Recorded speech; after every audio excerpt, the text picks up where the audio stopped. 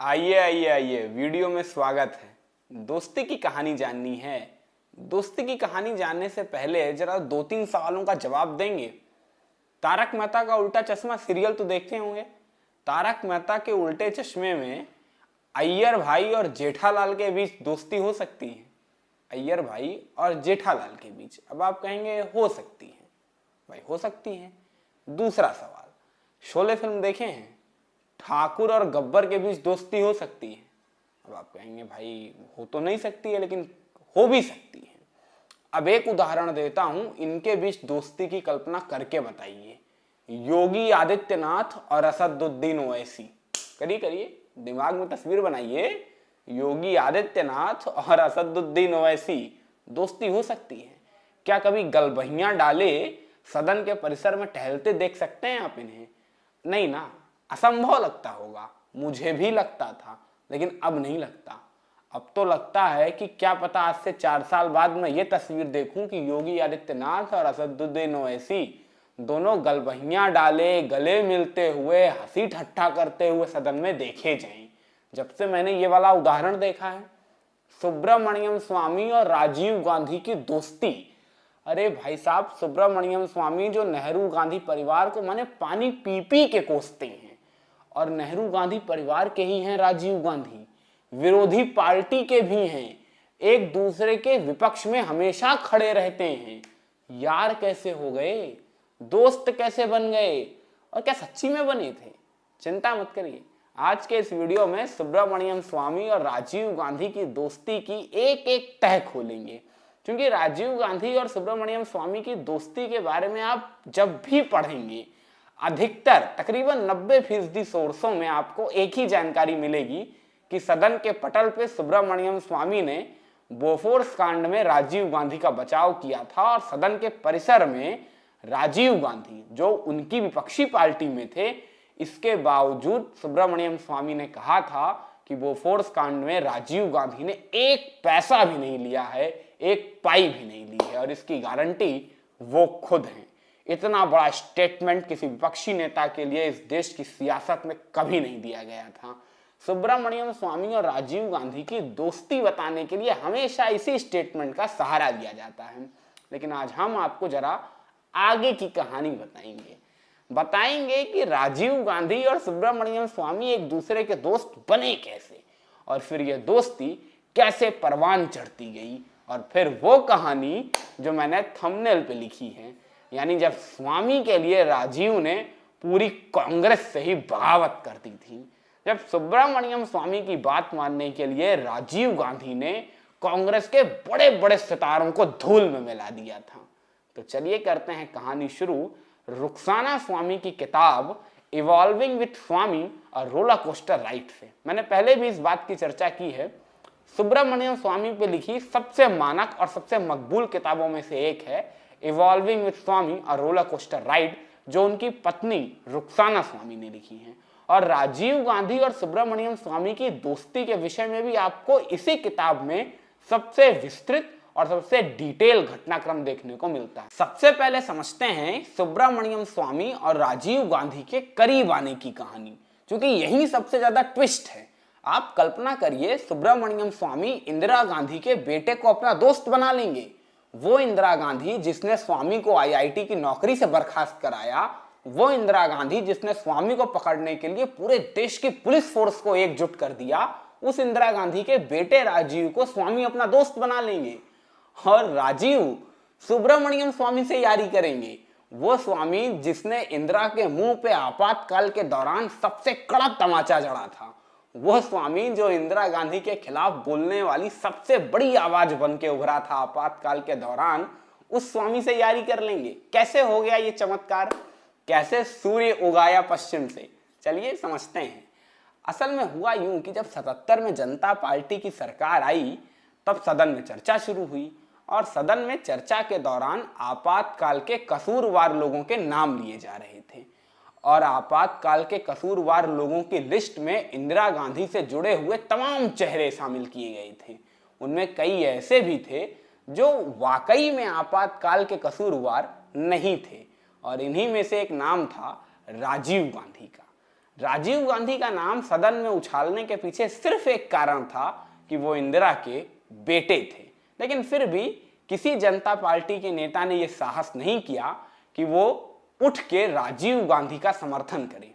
लेकिन हमारे सुब्रमण्यम स्वामी जी कहां सच का साथ छोड़ने वाले, सदन के बीच झंडावरदार बन के खड़े हो गए, अपनी पार्टी के नेताओं के सामने कहा। बल्कि तब तक स्वामी की राजीव से कोई मुलाकात नहीं हुई थी, एक भी मुलाकात नहीं हुई थी, लेकिन फिर भी स्वामी खड़े हुए और बोले राजीव ने कुछ नहीं किया है, राजीव गांधी का आपातकाल की जातियों से कोई लेना देना नहीं है, बल्कि राजीव तो खुद ही आपातकाल को गलत फैसला बताते हैं। ऐसे में आप लोग राजीव गांधी का नाम सदन में ना उछालें, किसी निरपराध व्यक्ति को अपराध में शामिल करना सही नहीं होगा। ये बात अगले दिन के अखबारों में मेन हेडिंग के तौर पर निकली, स्वामी सपोर्ट्स इंदिरा सन, यानी सुब्रमण्यम स्वामी ने इंदिरा गांधी के बेटे की तरफदारी की। पूरे देश में खबर फैल गई कि इंदिरा गांधी के बेटे की तरफदारी सुब्रमण्यम स्वामी ने की, जबकि असलियत में स्वामी तब तक राजीव को जानते तक नहीं थे। असल में इसी घटना के 1-2 महीने बाद सुब्रमण्यम स्वामी बैंगलोर जा रहे थे और बैंगलोर जा रही फ्लाइट जब बैंगलोर के एयरपोर्ट पे लैंड करती है और तमाम पैसेंजर्स उतर जाते हैं, सुब्रमण्यम स्वामी की आदत रहती थी हमेशा वो सभी पैसेंजर्स को उतर जाने देते थे, तब उतरते थे। जब सारे पैसेंजर्स उतर गए तब स्वामी उतरने के लिए आगे बढ़े। स्वामी आगे बढ़े ही थे कि उनके कंधे पे एक हाथ आया। स्वामी ने हाथ छुआ और पीछे देखा तो एक गोरा चिट्टा लड़का खड़ा था। स्वामी ने उसे पहले कभी नहीं देखा था। उसने कहा थैंक्स स्वामी।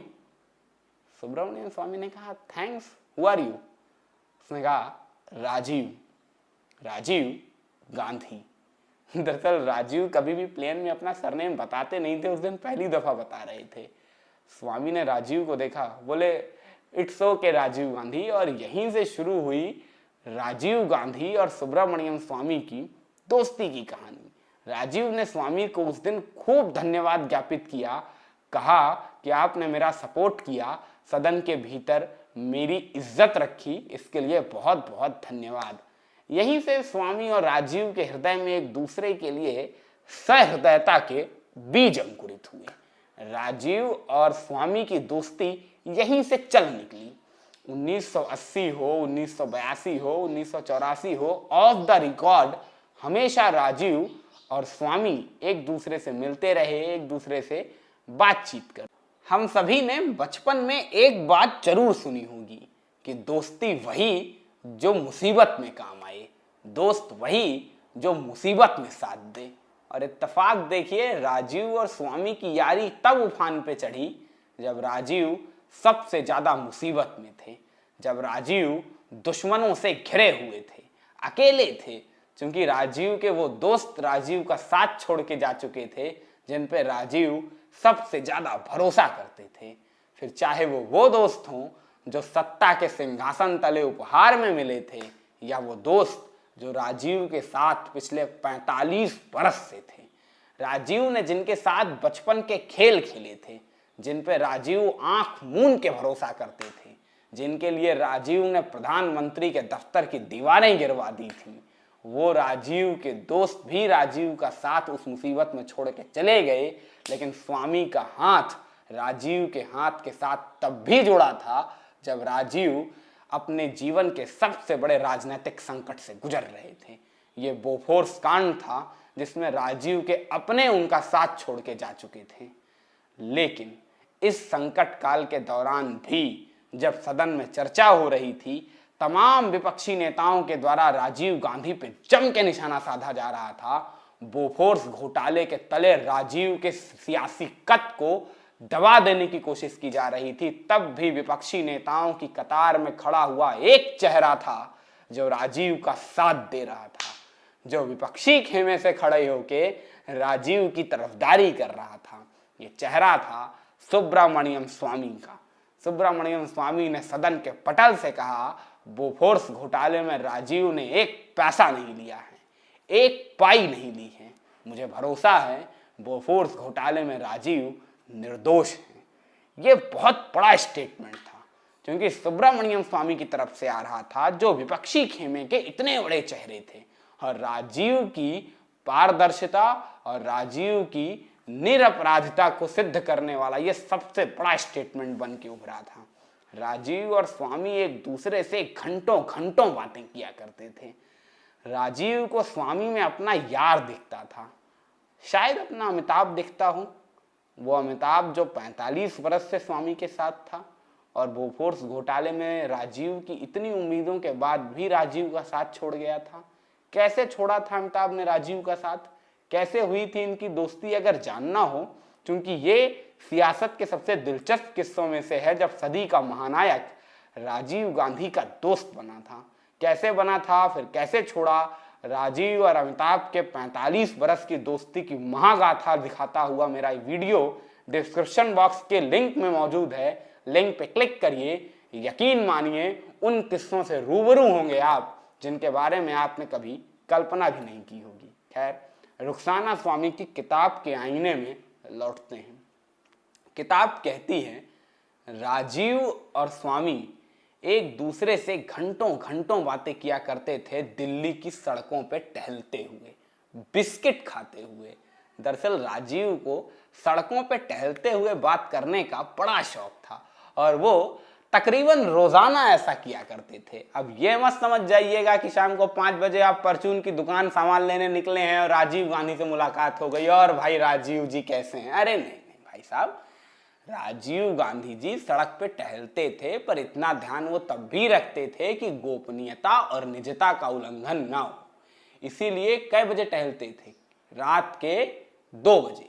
अब रात को 2 बजे आप लोग न जाने क्या क्या करते रहते होंगे, घर में सोते होंगे, कुछ लोग भाई काम भी करते होंगे, लेकिन रात के 2 बजे राजीव और सुब्रमण्यम स्वामी दिल्ली की सड़कों पे बिस्किट खाते हुए टहलते थे, एक दूसरे से बात करते थे।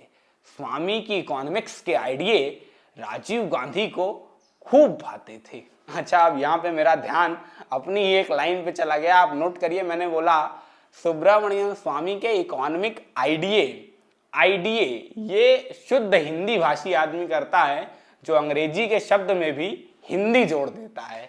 आइडिया अंग्रेजी शब्द है और मैंने आइडिये बोल दिया। आप लोगों के साथ भी ऐसा कॉमन होता जरूर होगा, ध्यान दीजिएगा कभी।